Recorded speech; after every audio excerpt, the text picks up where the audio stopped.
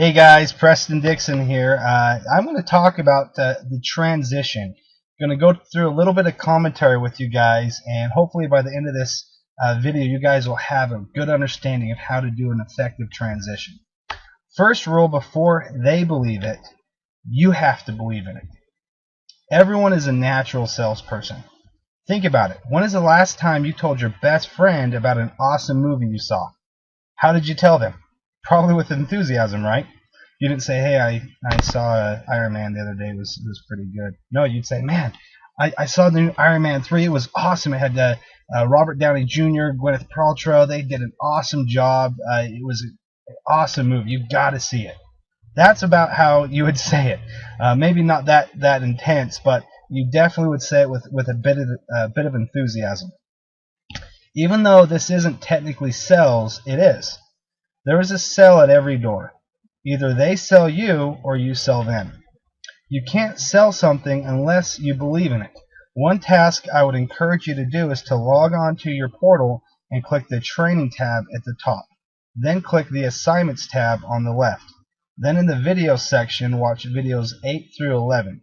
You will learn a little bit of what the agents actually teach people. It's exciting stuff.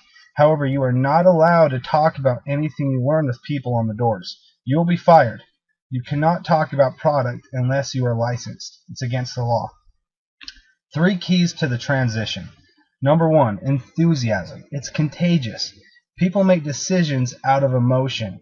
It gets their decision-making juices flowing. Remember, it's not what you say, it's how you say it. It's not the intent, it's the impact that matters. And I'm going to say a quick phrase, same word, same sentence, 4 or 5 different ways, and you'll see what I mean. By it's not what you say, it's how you say it. And here's a sentence. I did not say I loved my wife.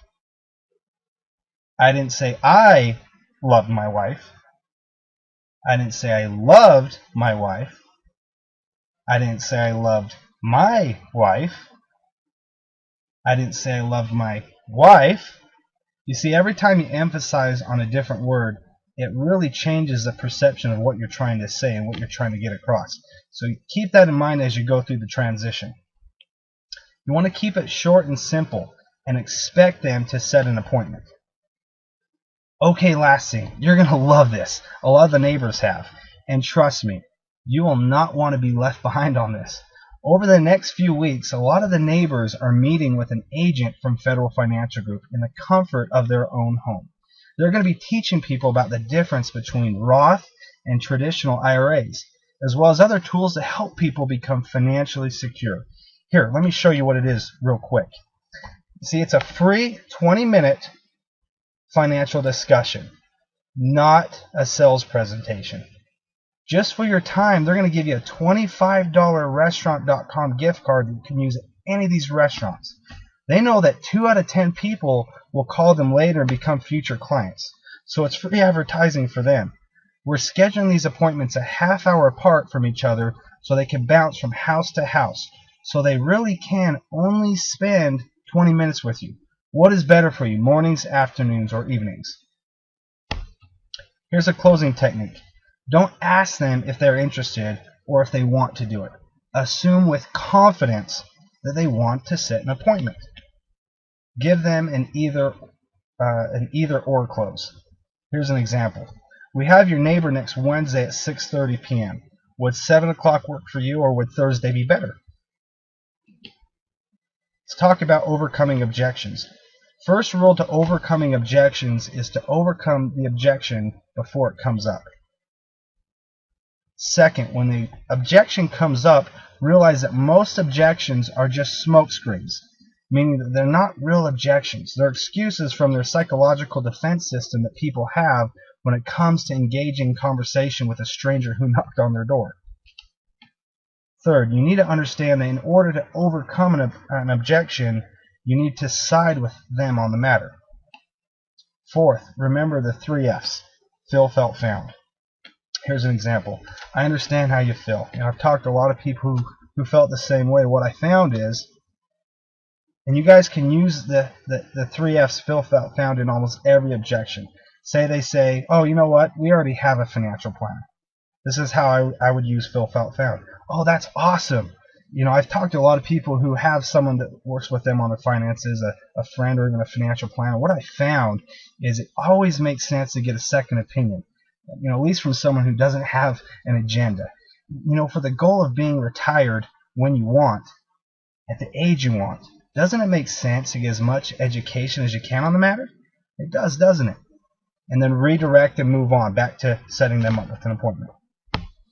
Most important, please remember, you are not selling anything, so don't act like a salesperson. Don't talk fast, and don't lose your attitude. Read, relax, and relate. Try to mirror their personality and tone. If they are bold and upfront and in a hurry, then speak in an audible manner and with boldness. If they seem shy, then speak a little softer. Never tell them they can cancel. It's best not to plant that seed in their mind. Never tell them that there is a number at the top that they can call if they have any questions. The financial planner will call a day before to make sure the time still works for them.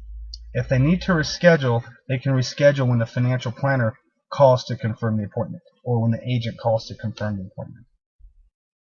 Some food for thought. 3 reasons why people will set the appointment.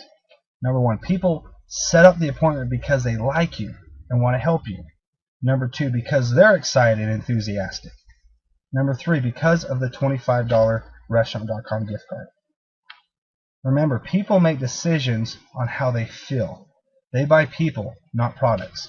So make sure you're building rapport with people as you go throughout the survey. Stay positive. Stick to the script and never give up. It's a numbers game.